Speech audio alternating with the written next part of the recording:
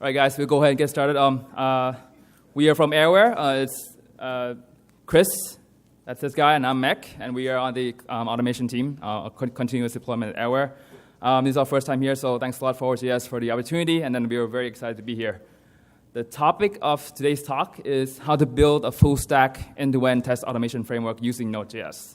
So we've been using Node.js since 2015 to build continuous deployment with Selenium, web APIs, and then also Visual Diff. And the takeaway from this talk is you have a toolkit ready to go and build a test automation framework on your own at your company and at your project.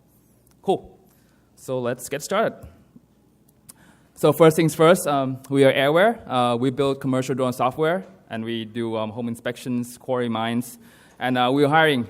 So for you to come and talk to us, and we are pretty big on JavaScript and React Native and Swift as well. So if you're interested, please check out our careers page or just come talk to us.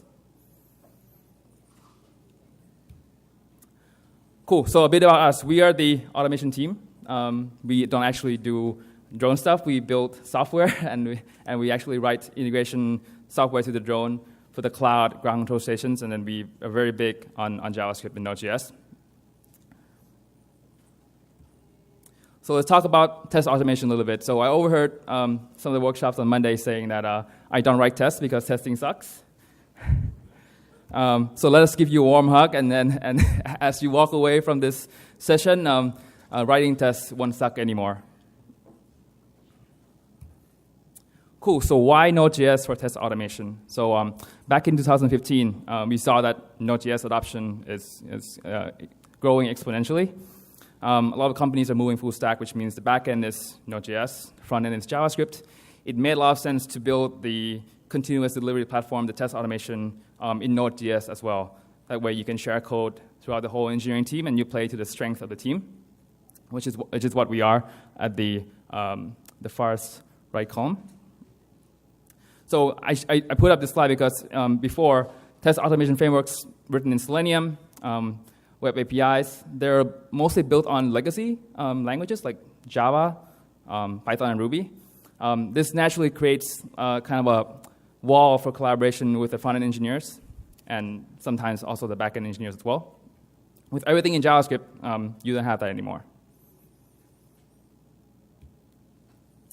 So when I talk about a full-stack end-to-end automation, what am I talking about? It's essentially functional tests that interacts with the web app as a user would, meaning things that are higher than integration tests or higher than unit tests. So this includes the RESTful HTTP requests, the APIs, the UI interaction, which is the browser, and also hopefully you have some visual diff testing where you actually take screenshots and compare A to B and check the delta of your application. So these are like the three highest level of tests in the test pyramid. So who here has heard of test pyramids? Okay, so let's talk about test pyramids a little bit. Test pyramids is the industry guideline in writing tests. Martin Fowler, Google, they have blog posts that tells you how you can structure your tests.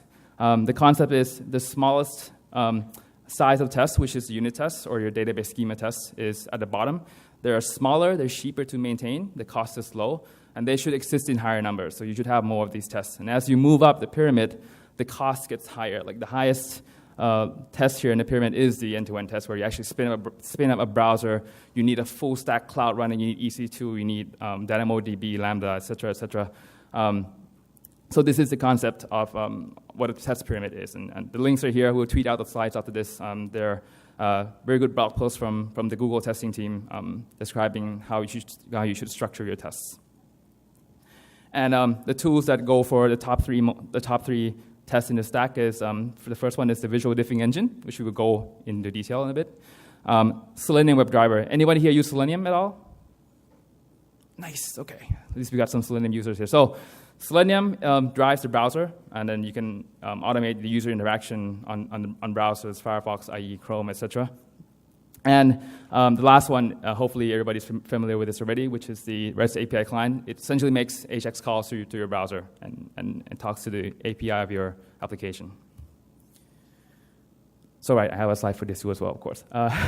So the REST API client, it simulates browser AJAX calls and acts like a user, essentially get, post, put, delete requests. And the famous implementation for this in JavaScript is, of course, the infamous request library. There's a promise version of that, and et cetera, et cetera. As far as Selenium, there's a official bindings for this in PMI Selenium Webdriver. It's the industry standard for web browser automation, and they provide language-agnostic API bindings, C#, Java, Python, Ruby, but today we'll be diving into JavaScript. The official project is here. And lastly, the visual diffing engine, where on the left-hand side is your baseline, your screenshot of your website. Your right-hand side is your changes, and then during the visual diff, you can assert on what changes in the layout, what content changes. We're using a tool called Applitools, which provides this out of the box. It's an API running on a cloud service, so you can actually call an API endpoint, give them a screenshot, and it returns back an assertion if your screenshot matches or not. The example here, I think CNN used them too. You can also roll your own. There's a library called Stittri, but you need to keep track of all your baselines. So you end up with 100 JPEGs, different screen resolution. So we don't roll our own, and we just use a third-party cloud platform. Cool. So this talk is about the history of what we have achieved during the past year and a half, almost 2 years. So I separate this out into 3 timelines. We started off early in 2015. I named this the early age or the dark ages because we were experimenting with multiple framework bindings, Mocha, Karma, Jest, and Ava. We were looking at that for a bit as well. For API libraries, we looked at request, call request, request promise. Anybody here use Supertest at all for their integration tests? We have one guy. Okay, cool. So Supertest is like Mocha plus web client baked in, so you can write tests pretty easily with that, but it's only for the backend. And lastly is the Selenium bindings, where you actually use these to drive your browser. Anybody familiar with Nightwatch at all? I heard. Awesome. Okay, cool. So there are many implementations of these. So there's Nightwatch, WebDriver IO, and there's the official project, the WebDriver.js. So moving on to the middle age, I think Q3 of 2015, we got kind of a CI working already, and we picked these tools. We were still on ES6, because back then, that's the most stable version of JavaScript with Babel. Most of it were promises. We used ESLint to check our code, and we chose Mocha because of the widely used in other companies with Mocha. They're I think the most mature for test runners, and we picked the official libraries, the Selenium Webdriver or WebDriver.js with its built-in promise manager. So these keywords might not seem familiar, but we will be diving into these in detail in the next slide, in the next section. And as for the backend requests, we went with co-requests, which is a generator implementation of the request library by TJ. We went with that because it made everything look synchronous. It's easy to understand, and there's no callbacks. But you still need to do with the adapter when you call generator functions. And we'll have examples for this in a bit. So I drew a line there saying lessons learned. So the next section, we will be talking about lessons learned during this phase and how we end up with our current framework, which is in the modern age. It uses async await, which we get rid of promises and callbacks entirely. The test looks clean. We're on ES7, the latest version of JavaScript. We use Babel, ESLint, of course. We also use flow type. So if you were in the previous talk, we were talking about flow type, so we use flow type to type check our framework as well. And we switch over to request slip and just use the native implementation because async await helps make everything look easy and it looks top down. There's no nested callbacks or the pyramid. It looks very easy to understand. So the key is async await solves a lot of the previous problems for us. No more callbacks or no more thenables. Cool. And with that, I'll pass it on to Chris. So we've come a long way, and you guys have seen like a variety of tools used, many of which, I I actually want to pull the room really quickly. Like, how many of you are designated like test automation engineers? Anyone here? Are you guys all like full stack JavaScript engineers? Cool. So like a lot of these tools are super familiar, although for some of us here, testing and setting up an automated framework might be a new project. So we made a lot of mistakes along this long journey that we had. And I'm here to kind of give you the cookbook about what we learned from those mistakes so you don't have to make them yourself. Does that sound good? Cool. All right. No problem. I'm happy to help. Cool. So speaking of a cookbook, let's talk about like a sort of ingredients list. Like what makes a useful UI automation or just overall testing automation framework. We'll go into these each in detail coming up in the later slides. The first is representation of the pages of your web app or web page through page objects. Who here is familiar with page objects? Okay, we'll talk about those. The second is readable tests, tests that even your CEO could look at and read and understand, or someone who's not technical, not an engineer on your team. Then you're going to want to make sure, of course, that your front end is built for testability. Testability is a product requirement for your web front end. We'll talk about that more. You want to have a accessible interface to speak to your backend, usually through a RESTful API. And that's going to make things a lot easier for you, as I'll show. You want to de-async your code, and that sounds like a bad practice, but when it comes to test automation or testing in general, where we want things to be very deterministic and in order, de-asyncing as a strategy is incredibly important. We'll talk about what we ran into there. Visual testing and accurate and descriptive reporting. You can write the greatest tests in the world, but if you don't get the test failure data to the right people and you don't give them the right information, or you give them too much information, that could be a problem. So we'll talk about that too. So each of these one by one. Let's go. Let's do this. All right. Page object model. A couple of you guys know what that is, but I'll describe it. Page object model is a way of, within your testing framework, actually building a model of a given page or component, representing it as an object. So this is, I know functional programming is really sexy at ForwardJS, but this is actually really pure like OOP, right? You want to try to represent your page or a component of your page as a class or some sort of object model. So we use classes in JavaScript to do so. Here's a little pseudocode for what that might look like, right? So we have like the nouns in the top, which are the actual selectors of elements within the DOM. And then we have the verbs, right? The actions that can be taken to interact with that page. For example, clicking a button that would change the password on a page. So that's an example of a page object.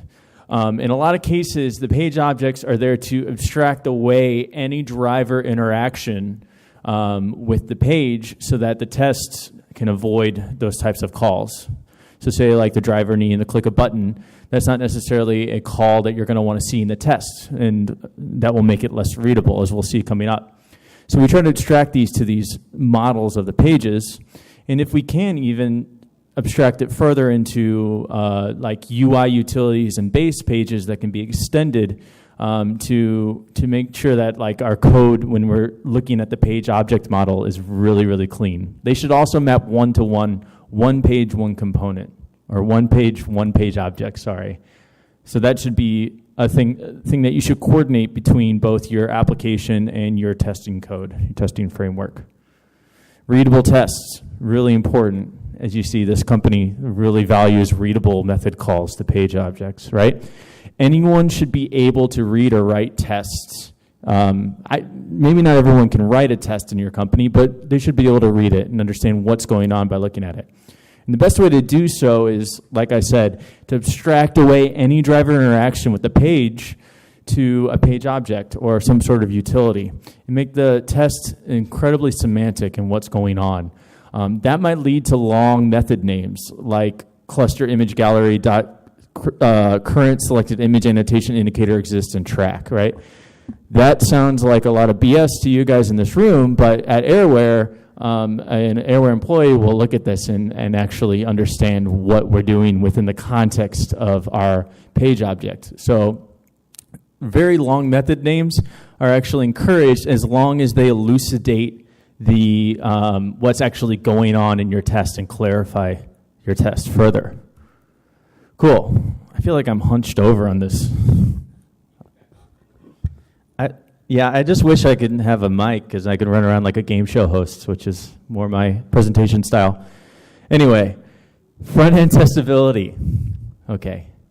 This is something that's really important to you and any devs working on your app. It's a product requirement. The feature is not done until the feature is testable and built for tests. What does that mean exactly? One is to actually separate the concerns of testing, like building the feature for styling, say by adding classes, and actually create classes that are meant to be selected by your testing framework specifically. In addition to that, trying to cook some parts of your data models in and exposing them into the DOM. Say, for example, taking an ID for a user and exposing it as a data attribute in an element that Selenium can then take and use for further assertions. I'll show an example of that in a second. And one thing that really helped us is just try your best to stay away from XPaths. It's kind of a legacy from how Java developers would use automation. And we're right, remember, like our web apps are HTML, not XML. XPath can be really versatile, but sometimes it can be overly verbose, and it's much more clean and readable, and sometimes a little more stable, and sometimes more performant even to use CSS selectors to select elements within the DOM. So here's an example of actually exposing like data models to the DOM. And this is actually like a image gallery of pictures taken from one of our drones on top of a rooftop. And inside of the actual elements that are containers for the images, we go ahead and add a data attribute with the image ID of each of those. So then we can actually have Selenium pull those IDs and then test against the back end and make sure that the information about the image is correct. Speaking of testing against the back end, that's actually something that can be really helpful and helped us big time. UI tests are in the top of that pyramid, which means they're brittle, but they also can sometimes take quite a while. Old school stories of like full UI regressions taking hours or even days to complete. A way of avoiding that is minimizing the UI interactions solely and breaking it down to just the part that you want to interact with in order to test, the thing that you're testing. Say it's a little toggle switch on a form. If that's what the test is, try to minimize UI interactions to just that toggling that switch and making sure it turns on or off, right? How do you do that? One really great strategy is play a game of hot potato between the back end and the front end. So if you built REST API clients that can speak to your back end, try to use those to set up test data or navigate to, figure out the correct place in your app to navigate to, so then your UI test can just go there and test the thing. Say, for example, we're trying to test Bob's profile and make sure that it loads, right? We can actually use like a RESTful client to go ahead and get Bob's user ID. Say there was an endpoint in your backend that allowed for that. If we know his ID, we might be able to then construct the string that would be the URL path of his profile and go straight to it instead of, say, having to click through a list of names, try to find the element that has Bob's name on it and click that. We instead set that up so we can navigate straight to it and validate the title of that page right away. This is also really helpful for setting up any other bits of test data, like creating new users or in our case, new jobs to then test against. We can immediately get the ID from the back end and navigate straight to it. It's made our tests that much faster. Cool. This is a big one. How do we de-async tests? So there's like a contradiction to what goes on with test automation. It's really fantastic that JavaScript is built for async, and we use it all the time as devs, and it's wonderful and good and all that, right? But when it comes to testing, our tests need to be in a synchronous manner in that we follow them from top to bottom. We trust that they're wholly deterministic in their order, and they never change. We want to be able to do one UI, schedule one UI interaction before the other, and make sure that's consistent every time you run the test. So throughout the ages of us building this thing, we had to figure out, okay, how do we deal with that contradiction between asynchronous calls to Selenium to drive UI interaction and actually trying to write readable, flat, synchronous tests. Just like these synchronized swimmers who have to work together to make sure they're in the right position at the right time, right? So how do we write these async actions in a synchronous manner? The first thing we actually did is use a cooked-in wrapper that Selenium Webdriver provided called Promise Manager. Has anyone here used the Selenium Webdriver client library?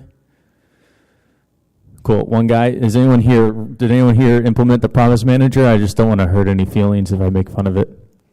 Okay, cool. We started using this, right? So what this does is it wraps around your test and allows you, it basically takes all of these driver actions that are returning promises that you would regularly chain and turns them into synchronous looking code. You see on the left here that we're doing a lot of promise chaining and going to an endpoint, getting an element, sending keys to it, and so on.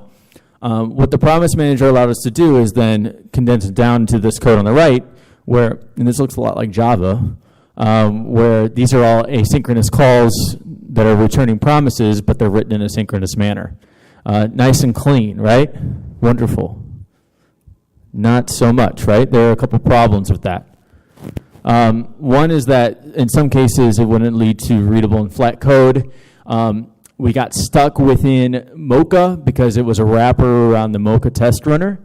And I would argue that this way of writing async code is pretty non-standard, right? When you look at this on the right here, there's no indication that driver.get is returning a promise, and we're not explicitly handling it, which can lead to complications later.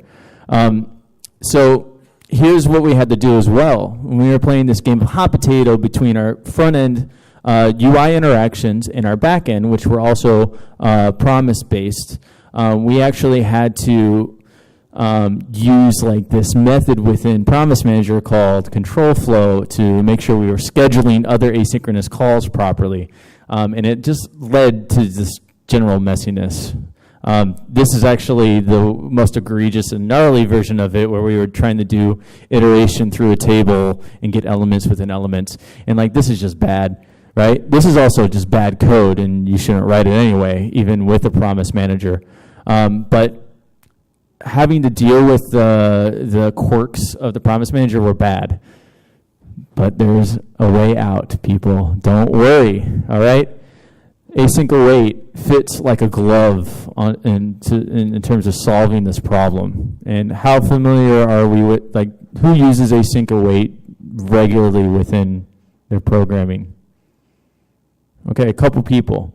Well, today's your lucky day, because Node 7.6 actually has async await implemented natively with the new V8 engine. So this is something you can start writing today. You don't need any transpiler or anything. Just start writing it.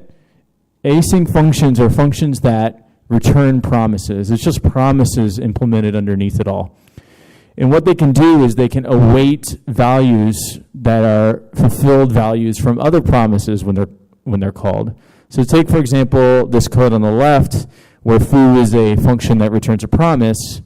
Back in the day, before async await, I would chain a venable on to capture the value that's the fulfilled value of that promise, and then do something with it. Now I can write a function that on the right, can grab the fulfilled value, pause execution of the code of the function, and grab that value and then do something with it. Now we have kind of sync-looking code. Now this isn't perfect for a lot of cases when you're writing async, because now we're like deliberately synchronizing code and it can be inefficient.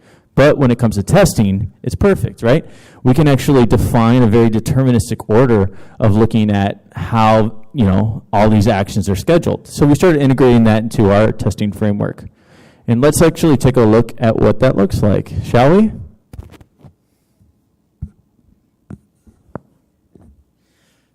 Can you guys still hear me? Is this probably better? Yeah, I'm bad with mics. I just want to eat it. So, okay. So I'll stay back here for now. All right. So I actually built the beginning, and this is a fantastic example of how easy it will be if you want to start rolling your own framework to just set it up. So I actually built a very simple testing framework around the ForwardJS website. And just to give you a really brief tour of what that looks like, we have the home page of ForwardJS right here, modeled as a page object. So you see on the top some of the selectors that are the elements within the forwardjs.com. You want to make it bigger? Enhance. You're supposed to say enhance. That helps. All right. Is that better? Cool. All right. So you see some of the nouns, right? Some of the elements within the page, and then you see a couple of methods that were built. These are all asynchronous functions. I write them even though they're not awaiting, just so we know that these are all returning promises. But these are the actions taken within the page, right? So I can get the title text. I can click a certain button based on the selector, and so on. I've extended this page model, the home page, from a base page model. Let's take a look at that real quick. This is actually the only part of my framework that is really calling driver methods, right? So I'm building these async functions that are calling, getting the element and determining whether or not it's visible, or doing some of the things like clicking and sending keys to them. And I'm adding implicit waits and retries. And I extend that into each one of my page objects. This is all on GitHub, by the way, so you can take a look at the example when we're done with this presentation. So I'm starting to kind of abstract a lot of the driver actions away. And even if someone who's not on my team can look at this and quite easily understand what's going on in terms of the page object of the home page. So let's look at what the test actually looks like, and you'll find that it's beautiful. It's very syntactically clear and easy, right? Say loading the home page. Say we go to the home page, we check to make sure it's loaded, or we wait till it's loaded and then we get the title of the page and we assert that title is correct. Very, very simple. Let's run that awesome, simple test. That takes 2 seconds to write. So I'm running Selenium in another terminal window. So that's kicking up Chrome. It's loading ForwardJS. Since the internet sucks here, it might take a while. Cool. It's going to check the title. And there we go. And then it's going to pass because the title is correct. Let's write a test together, shall we? Yeah, okay. Let's go on a magical adventure to write a test. Let's say we write a test that will navigate to the Forward Courses site, which is a wonderful site, not to plug the Forward Courses website, and logs in under my user account.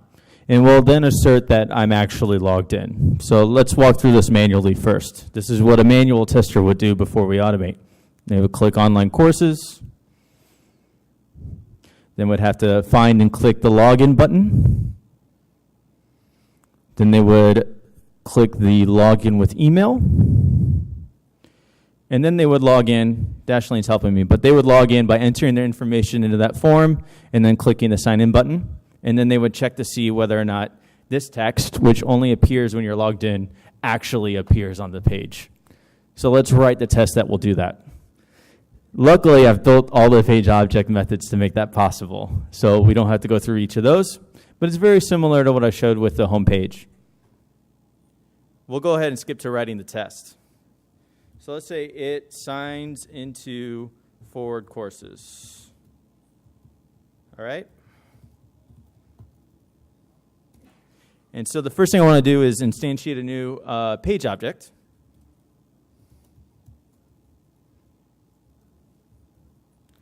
for the home page. Does anyone remember what we had to do first? For those listening? We have to click the top nav that says online courses, right? So let's do that. So I'm going to wait that action on the page object. I'm going to call that method. And I think it's click online courses link. Cool. So now I should be at the forwardcourses.com website, and it has the login button, right? I got to find that and click that.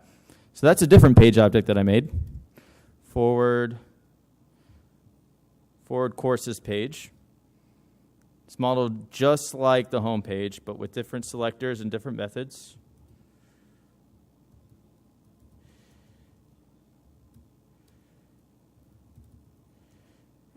And then I'm going to do some actions there. What am I going to do? What button do I have to click? Login, right? So I'm going to click the login. And then ideally, I would actually probably have a different page object for that form. But for the sake of simplicity, I've kept it within this page object. So now I'm looking at the form. It has the GitHub login, and it has a little link below that says login with email. Just to clarify what that looks like, so we've gotten here, we've clicked login, and now we want to click this link that says login with email. So I'll do that. Isn't it handy I have all these methods available? Okay. But I think you guys understand the concept that all these methods are just very simple calls that are doing the specific actions against the selectors that are on that page object. All right, so I've gotten to that point, and now I need to actually enter in my information. So forward courses page dot enter email and password, right? Oop. And my email is, this is my trash email, so don't email me. And my password is secret, so I'm not going to tell you. I think I called it super secret password. All right, so at that point, I've entered in my password, and then I'm going to be able to verify whether or not I am actually logged in. So my page object method for verifying that is, let's take a look. They're going to see that the header title is displayed. It's going to implicitly wait for that to be displayed. It's going to get the title text, and it's going to just see whether or not it says upcoming webinars. This is a sort of shortcut right now, but I know that at least will verify that I am truly logged in. Maybe I could determine whether or not the sign out button appears or something like that as well. So let's capture that using async await. Logged in equals await forward courses page dot is logged in. All right, and then I can just look easy as pie. Logged in, and I'm going to assert that that I'm properly logged in, and boom, there we go. In like 3 minutes, I wrote my test that will do this. So let's watch it play out. Let's see the magic actually happen.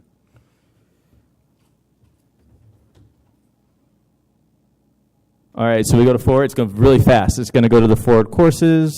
Oh, this is the test now. It's going to go to the forward courses page. It's going to click login.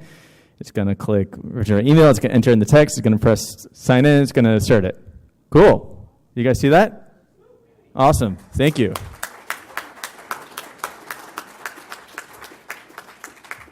So I hope that's actually a good demonstration, kind of taking some of these pieces of the cookbook and being able to then very quickly bootstrap up a set of automated tests using some of the principles we've been presenting over this last 20 minutes. How much time do we got? Okay, cool. The last actually bit of ingredient that I haven't mentioned yet is reporting, which is usually undervalued by test engineers, and of course is like probably the most important thing, right? Like you can run these tests all day on a CI, but if you're not reporting information, or if you're keeping information, say you're giving up too much information, and it's hard to kind of cut through the fat with your devs, people are not going to be able to really debug why these failures are happening, and they're not going to value the tests. So you need to really to sit down with your team and have a discussion, like what information do you need? What's the most important to you guys and gals, in order to like properly understand failures. We did this at Airware, and it helped really a lot with how we were reporting information. We determined at least that, of course, failures are important, much, much more important than successes, right? We celebrate the failures. We're cynics at heart. We care about determining flakiness and brittleness versus actual failure. Is it the test that's broken, or is it the feature? We want clear assertion messaging. We don't want a test failure that says true should equal false. We should understand what exactly that means. And then we should have like good screenshots, good visual representations of what the failure looks like rather than just what the failure is. Screenshots are so helpful, and Selenium WebDriver makes that easy. You can at any point take a screenshot of the browser session as the test is running and do whatever you want with it. So we integrate them into our reports, and we also use them for visual diffing. Here's and I'm no CSS person or front end, so this, I know there might be some scoffing at how just hideous this looks, but hey, this presents information that we need for testing results, very clearly. It has the little pieces of information that are important to our devs, right? It shows what the assertion messaging was. It shows a brief little stack about the test. And then it shows the screenshot as well as a video of the test session done through Sauce Labs. So I can go hand this to a responsible engineer, and that person should be able to understand just by peeking at these little pieces of information what's going wrong with the feature. The other use of screenshots, which Meg mentioned before, which are fantastic, is visual diffing. So here's a really kind of sexy view of what visual diffing looks like in Applitools, right? These purple spots here are actually Applitools catching differences in rendering between a baseline and the photo that was taken during the test. So if I set a baseline for what my page should look like in the browser and then take a screenshot and send it to Applitools, Applitools is able to use its algorithms to determine how that photo changed. In our case, where we use a lot of maps and we're generating images in some cases, it's really important for us to see whether or not we're generating these differently. And Applitools can actually find that beyond what the human eye could see. Very, very, a single pixel perfect detail that could be missing. So that's really it. You guys should be able to take some of these lessons learned in these things that we took away from our year and actually be able to use JavaScript to test automation and not complain and say, I hate testing, right? You should be like, oh my God, test automation is so easy with JavaScript. I love it. Anyway, the repo is available, and as well as our slides, and thank you so much for we have one more slide. Yeah, okay. Thank you to everyone who helped us out. Contribute to open source. We use so many wonderful tools within the automation community, and JavaScript has a ton. There are multiple, besides Selenium WebDriver, there are other WebDriver clients available, like WebDriver IO, that's really fantastic. Thanks to the people who maintain these, because they make automation that much easier for us as JavaScript developers. And they make them easier for you when you're writing your new testing framework. All right, thank you.